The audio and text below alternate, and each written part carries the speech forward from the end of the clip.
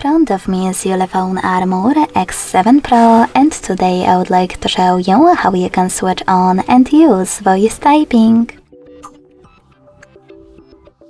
You need to begin by opening your device's keyboard and clicking on the microphone icon at the top right corner. If you can't see it, select this gear instead. Click on voice typing and tap on the gray switcher next to it to activate it. When you finished, go back to your keyboard. Then click on a now visible microphone. And if you never used it before, hit allow in the pop-up. Then tap on permissions. Tap on the microphone and click on allow.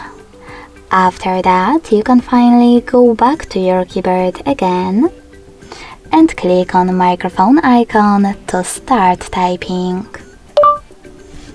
As you can see, voice typing is on. If you wish to stop, you need to tap on the same icon again. Thanks so much for watching. If you enjoyed this video, leave a like, comment and subscribe. Bye!